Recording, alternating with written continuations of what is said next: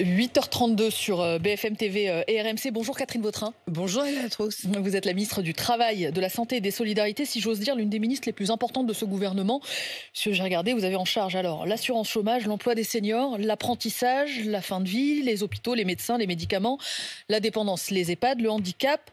Je rappelle aussi que vous êtes rattaché le secteur de la petite enfance. Si je résume, Catherine Vautrin, vous êtes la ministre des services publics du quotidien, en quelque sorte. Et je vais commencer par le travail, puisque les contours de la réforme de l'assurance chômage ont été dévoilés par le Premier ministre hier. Réduction de la durée d'indemnisation, durcissement des conditions pour être éligible à cette indemnisation.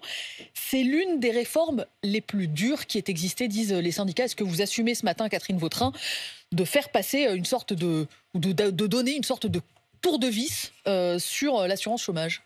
Vous savez, je crois qu'on va déjà reprendre les éléments de contexte parce que depuis 2017, une chose a changé, c'est la fin du chômage de masse. Quand Emmanuel Macron est élu président de la République, il y a 10% de taux de chômage et le chômage de masse est endémique. Aujourd'hui, 2024, 2,5 millions de Français ont retrouvé le chemin de l'emploi, ont retrouvé un emploi, ont retrouvé une vie personnelle et professionnelle. Et donc, à partir de là, le sujet qui se pose, c'est de savoir, d'une part, que devons-nous faire pour permettre à celles et ceux qui sont encore en recherche d'emploi d'aller vers l'emploi et d'autre part, comment répondons-nous aux besoins des entreprises? Parce que notre pays a besoin de femmes et d'hommes qui s'engagent et qui aillent travailler dans ces entreprises. Aujourd'hui, nous avons près de 400 000 emplois qui ne trouvent pas preneur au moment où nous nous parlons. Mais est-ce que c'est un tour de vis, Catherine Vautrin?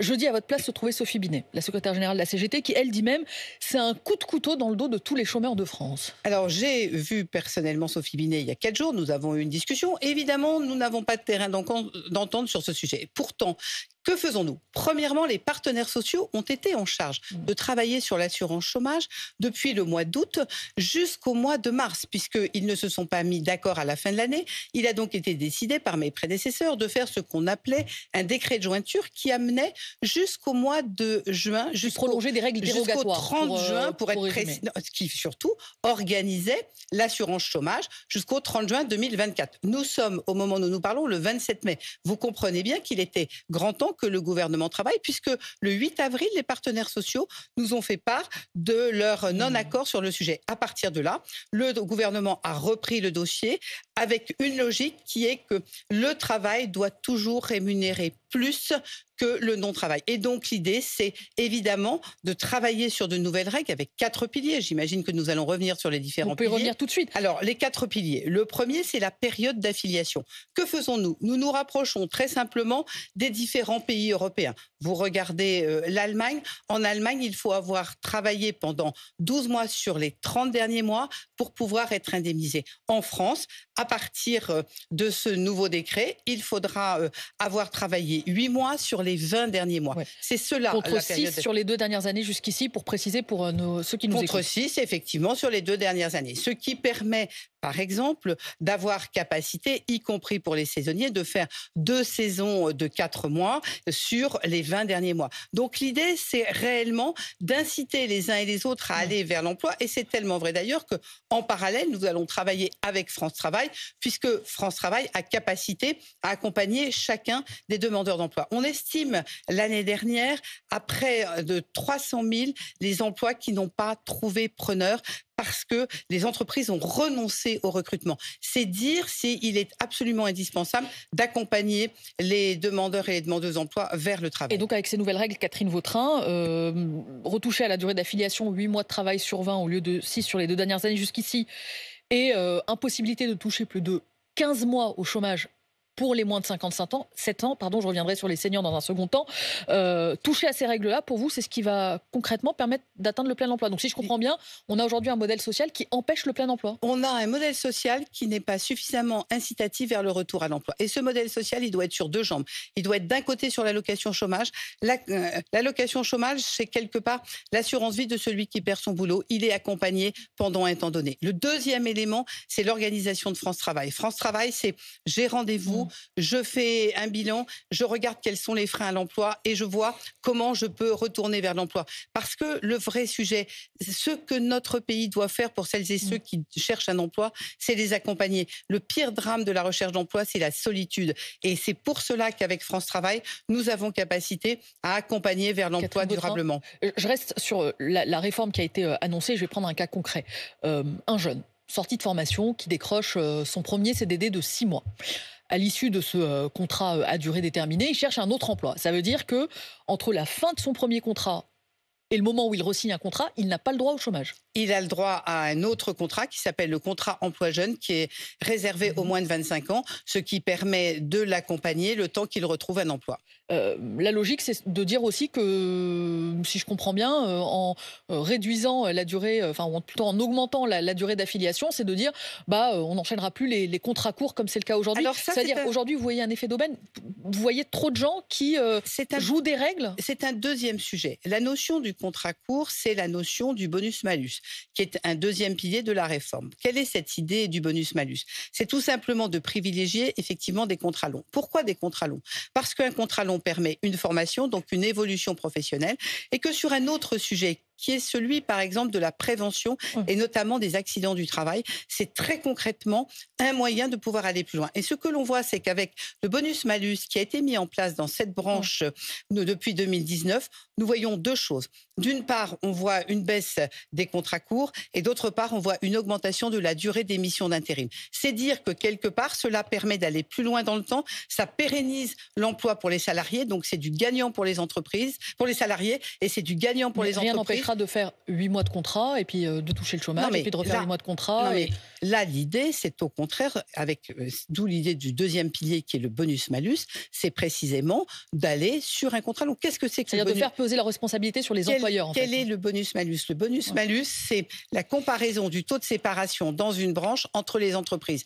On met une moyenne. Si vous êtes inférieur à la moyenne, ça veut dire que, évidemment, vous avez peu de contrats courts. Si vous êtes supérieur, c'est là où on vous dit comment améliorer, parce que améliorer la durée du contrat, c'est aussi pouvoir former le salarié et c'est pouvoir l'inscrire dans une évolution professionnelle. Pour être concret, Catherine Vautrin, cette nouvelle mesure, elle s'applique à partir de quand? C'est-à-dire aujourd'hui, je suis inscrit à France Travail. Est-ce que je suis concerné par cette nouvelle réforme? Non, puisque vous êtes dans un décret qui est le décret qui avait été pris auparavant. Cette réforme sera applicable au 1er décembre prochain. Donc ceux qui seront inscrits à partir du 1er décembre. 1er décembre prochain. J'en viens aux seniors, Catherine Vautrin, les plus de 57 ans. S'ils reprennent un emploi moins bien payé que celui qu'ils avaient avant avec cette réforme, eh bien, ils pourront cumuler ce salaire avec une indemnité chômage. Concrètement, comment cela va fonctionner? On repart là aussi peut-être de la philosophie. D'abord, pourquoi l'entrée dans la filière senior à 57 ans? Parce que la réforme des retraites nous a conduit à décaler l'âge. Et c'est le premier élément. Deuxième élément, avec le Premier ministre, à la demande du Président de la République, nous avons travaillé sur cette notion du contrat senior parce que, effectivement, c'est plus difficile à 57 ans qu'à 40 de retrouver un emploi. L'idée, c'est que ce que l'on entend souvent, c'est que les seniors vous disent retrouver un emploi peut-être, mais au même salaire, c'est plus compliqué. Et comme nous voulons, et c'est vraiment la démonstration que nous voulons aider à reprendre un emploi. L'idée, c'est que si vous aviez la personne, le senior de 57 ans, a un salaire à 3 000 euros. C'est le dernier salaire qui est pris en compte. Oui, il paie, c'est son dernier salaire. Il perd son emploi. Il retrouve un emploi. Cet emploi est à 2 500 euros. Eh bien, l'intérêt, c'est qu'il aura bien évidemment son salaire, mais il aura en plus le différentiel qui sera une partie de ce qu'il aurait eu en matière d'assurance chômage. Pendant combien de temps? Pendant 1 an, ce qui lui permet d'avoir la garantie d'avoir le même niveau de revenu, ce qui est effectivement plus incitatif, parce que oui, il retourne travailler et en plus, il a le même niveau de salaire. Et ce sera valable pour tous les types de salaires, par exemple un cadre qui touchait 5 000 euros? C'est limité à 3 000 euros. C'est-à-dire l'ensemble où le salaire ne doit pas excéder 3 000 euros. C'est le total de ce qui sera indemnisé sera de 3 000 euros. En d'autres termes, l'assurance chômage, pour ce complément, ira au maximum à 3 000 euros. Ne pourra pas verser plus de 3 000 euros par mois de complément. Exactement. Est-ce que ça vaut pour tous les types de contrats? Ce senior, qu'il ait un CDI ou un CDD, il aura une compensation? C'est pour l'ensemble des contrats. D'accord. Mais vous avez répondu à ma question. Pendant combien de temps il sera possible de cumuler? Donc vous voyez, c'est vraiment l'élément nouveau de ces différents piliers, puisque ça n'existait pas jusqu'à maintenant. Et c'est la volonté du gouvernement, ça montre la volonté du gouvernement d'aider à aller vers l'emploi, puisque là, c'est une dépense. Et c'est une dépense qui est faite pour accompagner le senior et pour l'aider à retourner vers l'emploi. 3,6 milliards d'économies attendues pour cette réforme confirmée. Le premier sujet, c'est déjà de retrouver le chemin de l'emploi. Et c'est la France a Après, besoin... c'est pas un gros mot de dire qu'il faut faire aussi des économies. Mais il y a 3 sujets. Le premier, c'est comment on ramène celles et ceux qui cherchent un emploi vers l'emploi. 2, comment est-ce qu'on réussit l'évolution économique de notre pays? On a besoin de cette main-d'œuvre. Troisièmement, je rappelle que l'UNEDIC avait un déficit de plus de 50 milliards d'euros. Depuis la réforme de 2019, on réussit à sortir des exercices excédentaires. Il n'en reste pas moins qu'il y a plus de 50 milliards d'euros de dettes. Ça nécessite évidemment une vigilance. C'est aussi une question budgétaire. Catherine Vautrin, ce soir sur BFM TV et RMC, les téléspectateurs et les auditeurs pourront suivre le grand débat entre les 8 principales têtes de liste. Hier, dans notre sondage Elab pour BFM TV et la Tribune dimanche, on a encore vu que Jordan Bardella, le candidat du Rassemblement national, était donné à 33%, plus de 2 fois le score prédit à votre candidate Valérie Ayé. Ce qui est intéressant quand on le regarde dans le détail, c'est que le Rassemblement national arrive notamment en tête auprès de toutes les catégories socio-professionnelles, à l'exception des cadres. Est-ce que c'est un échec d'Emmanuel Macron, lui qui avait fait du travail l'une des épines dorsales de sa politique? Aujourd'hui, les travailleurs, ils votent pour le candidat de Marine Le Pen. Et je crois qu'il faut surtout rappeler à nos concitoyens, nous sommes le premier jour de la campagne officielle, ce scrutin, c'est un scrutin qui concerne l'Europe. Jamais l'Europe n'a été aussi menacée. L'Europe est pourtant dans notre quotidien et je pense que nos concitoyens ne le perçoivent pas assez. Je vais prendre un exemple dans mon champ, qui est celui des vaccins pour la crise du Covid. C'est l'Europe qui nous a permis de disposer des vaccins. L'Europe nous permet aujourd'hui, quand on prend un autre exemple, celui de la politique agricole commune, c'est 9 milliards 700 millions d'euros qui sont versés tous les ans à la France par l'Europe. Et donc, ce qui est important, c'est d'expliquer à nos concitoyens que le scrutin du 9 juin, un seul tour d'ailleurs, ça n'est pas de savoir quelle est la politique nationale, ça n'est pas une élection de mi-mandat, c'est une élection de la place de la France en Europe et de la place de l'Europe face aux États-Unis et à la Chine. Et le point extrêmement important, c'est que nous allons envoyer 81 députés. La question, c'est où vont siéger ces 81 députés. Monsieur Bardella et l'ensemble des députés du Rassemblement national ont brillé par leur absence. Vous dites ils sont marginalisés. Ils n'ont jamais voté les dossiers dont notre pays a besoin. Donc ne vous trompez pas de scrutin. Vous ne votez pas pour ou contre Emmanuel Macron. Vous votez pour l'Europe. Et c'est ça le sujet. Et c'est la raison pour laquelle il est extrêmement important de faire confiance à des gens qui ont montré ce qu'ils ont fait en Europe. Et pour éviter la déroute, il faut que Emmanuel Macron débatte avec Marine Le Pen? Écoutez, le président de la République n'a pas besoin de moi pour fixer son agenda. Non, mais je vous pose la question, puisqu'il a redit ce week-end qu'il souhaitait débattre. C'est le choix. Et Catherine Vautrin, vous avez une spécificité. Vous êtes l'une des rares ministres dans ce gouvernement qui a déjà été ministre du temps de Jacques Chirac, qui lui refusait de débattre avec le Rassemblement national. Vous savez, on ne regarde pas avec les yeux de 2024 ce qui se passait en 2004. Mais le monde a changé. Vous, ce débat, Emmanuel Macron, le monde a changé. Moi, ce qui m'intéresse, c'est que les Français se mobilisent pour l'Europe, parce que la famille Le Pen veut entrer dans la copropriété, ne veut pas en payer le prix, et c'est une vraie menace pour l'Europe. Bon, le message est passé. Catherine Vautrin, j'égrenais l'ensemble des dossiers qui sont sur votre bureau en ce moment. Il y en a un non moins important que les européennes et l'assurance chômage, c'est la fin de vie qui arrive à l'Assemblée nationale aujourd'hui, au terme de concertations menées par votre ministère, au terme d'une convention citoyenne. Est-ce que, en l'état, le texte soumis au débat vous convient ? Le texte a besoin d'un équilibre majeur. Ce texte a 2 piliers. Le premier, c'est le patient, puisqu'il faut bien qu'on se dise qu'il s'agit d'une personne qui est dans un état extrêmement grave, puisqu'il a un pronostic vital engagé. Il est en fin de vie, non pas par son âge, il est en fin de vie parce qu'il est très malade. Et non seulement il est très malade, mais il a des souffrances que rien ne peut apaiser. C'est-à-dire que c'est quelqu'un qui va mal et qui souffre. Le deuxième pilier, c'est le médecin qui va l'examiner et qui va déterminer si effectivement l'état de santé qui est le sien peut permettre de répondre à la demande qui est une demande exclusive du patient qui dit « je n'en peux plus, je vous demande d'arrêter ces souffrances ». Sauf que les médecins vous disent, par exemple, la notion de pronostic vital engagé à court ou à moyen terme, vous dites, nous on est incapable de dire, même un patient qui a une maladie incurable, on ne saurait dire si son pronostic vital est engagé à 3 mois, 6 mois, 9 mois, alors, pour une raison très simple, et les mots sont très importants, quand vous parlez de maladie incurable, une maladie incurable ne fait pas mourir. Et c'est la raison pour laquelle, dans le texte, il est bien précisé grave et incurable. Une maladie grave grave, c'est celle qui, dans son évolution, peut faire mourir, alors que la maladie incurable, c'est par exemple l'arthrose et elle ne fait pas mourir. Ensuite, dans ce texte, il y a 5 conditions. 2 sont purement administratives, c'est l'âge, important bien sûr, uniquement les majeurs. L'autre, c'est d'être français ou de résider de façon permanente en France. Ensuite, Il n'y aura pas de tourisme de la fin de vie. les 3 autres conditions, qui sont effectivement cette notion de la maladie grave et incurable, du pronostic vital engagé à court ou moyen terme, la notion ensuite qui est celle de souffrance réfractaire physique ou psychologique, et enfin le discernement. Ça, ce sont les 3 conditions qui vont être, je finis juste ma phrase, les 3 conditions qui vont être examinées par un médecin qui prendra l'avis d'un autre médecin et d'un personnel paramédical. Mais vous dites la rédaction telle qu'envisagée par votre ministère, qui je rappelle n'est pas celle qui est soumise au débat puisque des députés ont réécrit, vous dites elle répond déjà à l'ensemble des situations. L'intérêt de cette rédaction, c'est qu'elle précise exactement le cadre, elle protège les patients, elle protège les médecins qui ont à prendre cette décision. Catherine Vautrin, vous évoquez à l'instant la question du discernement. Pourquoi est-ce que une personne qui se sait malade, qui sait qu'elle va perdre ce discernement, ne pourrait pas laisser dans ses directives anticipées si un jour je n'ai plus la tête à tout cela? Sachez qu'en réalité, mon intention est d'en finir.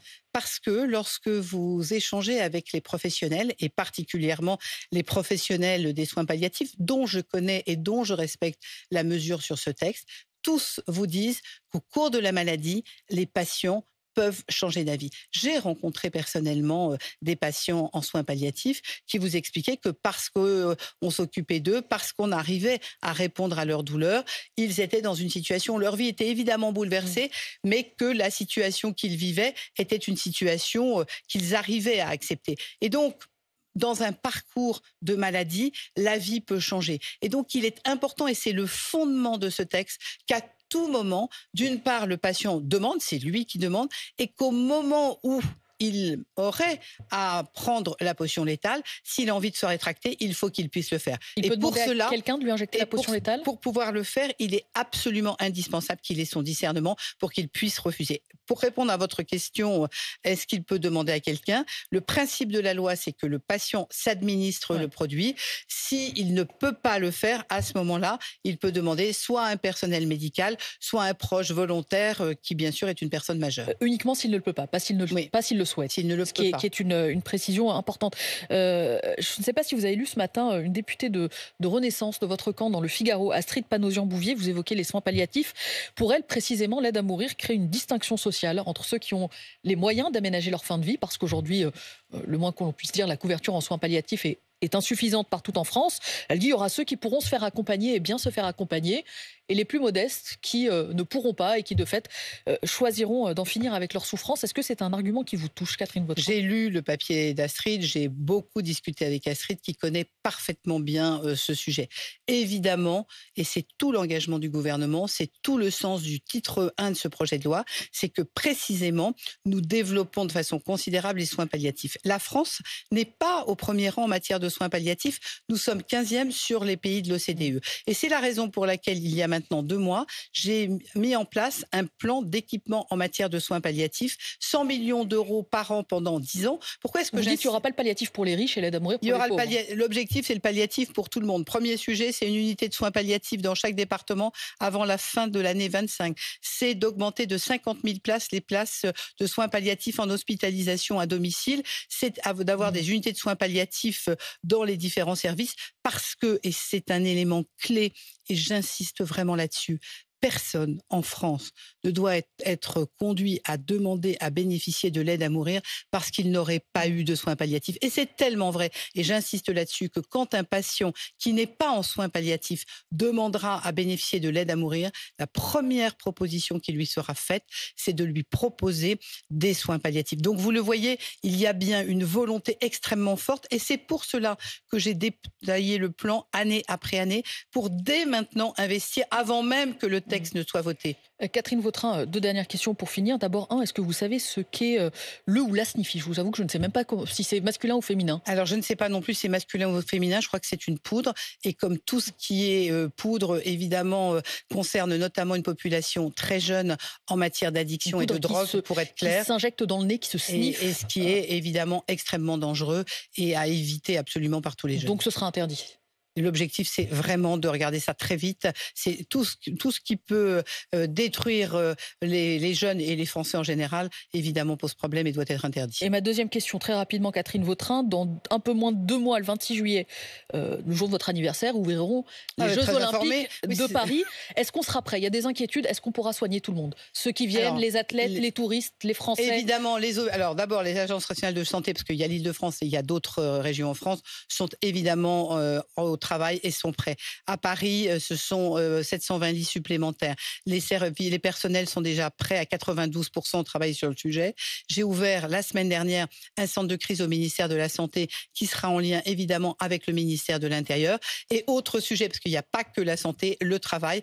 Et c'est là où on voit tout l'intérêt de France Travail. On a formé 23 000 personnes au métier de la sécurité parce que évidemment c'est une fierté pour la France. Ça sera demain un héritage que tous ces gens formés. Merci Catherine Vautrin, 8h33 sur RMC, BFM TV. Bonne journée à vous, bonne journée à tous. Merci beaucoup Naïla. Dans un instant, le live BFM et on va revenir évidemment sur cette garde à vue en cours pour cet homme qui s'en est pris à 4 plaçants avec un couteau hier dans le